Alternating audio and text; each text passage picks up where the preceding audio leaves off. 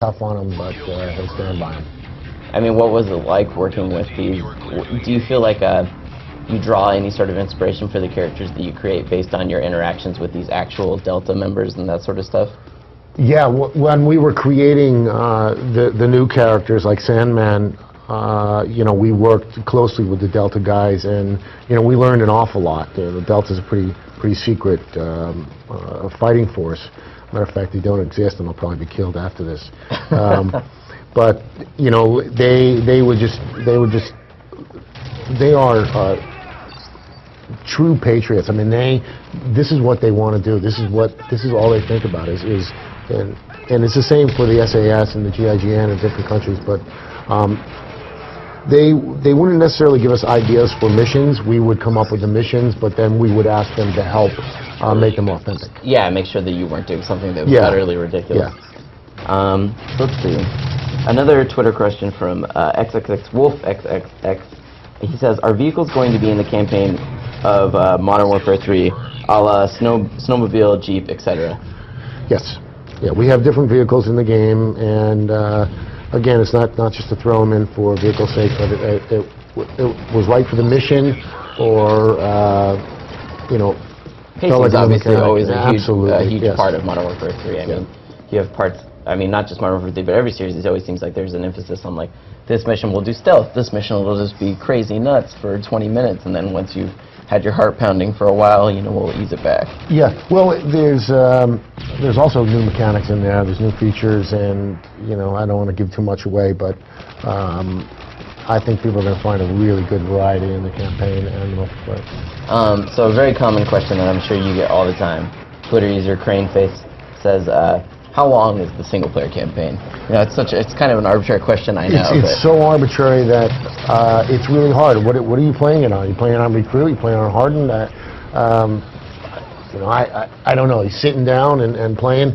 We never sit down when we're designing a game and go, let's make a 10-hour game. We go, let's make a great story.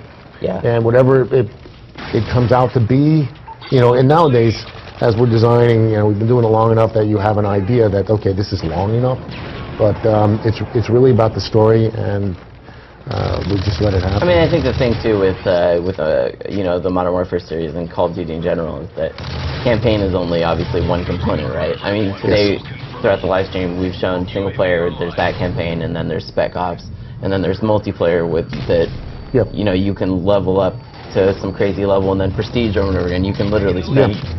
Well, what about, you think about Spec Ops and the new thing that we just added. So we've got the mission modes that we've had in there before, which was a game mode in itself. Now we've added survival mode, and survival mode is unlimited amounts of waves, infinite waves, and that you can go on and on and on, and it's so addicting, so much fun. It's a true co-op experience. And there are leaderboards for it as well. Absolutely, all the leveling up, all the upgrading, all that whole system from multiplayer we brought into survival mode. So yeah, you're absolutely right. We kind of look at the game now as there's something for everybody, and it's just three legs of the stool. You got campaign, single player, you've got Spec Ops, the co-op, and of course multiplayer. They're huge. Yeah, I mean, obviously multiplayer has been.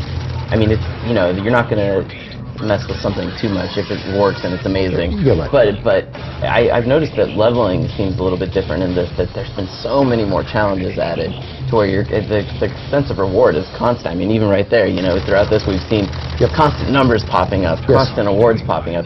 So you don't necessarily have to be like the world's most amazing, player to sit there and still be able to earn rewards, level up. Right, and that's one of the things that. We go back to, years of making games, is that, reward the player for playing. And, they should feel like they're accomplishing something, because they are. Right, sorry. I get distracted whenever I see... me too. You have your community manager and Guy playing, and the guy's just a monster. Yeah, he is. Yeah, I know. So another Twitter question that comes from Twitter user I think Muza, who I think I like their question. So they're gonna win a Modern Warfare 3 gaming glasses from Gunner Optics. They ask, what things will make people want to play and stay on Modern Warfare 3 instead of, playing one of the older Call of Duty games like Black Ops?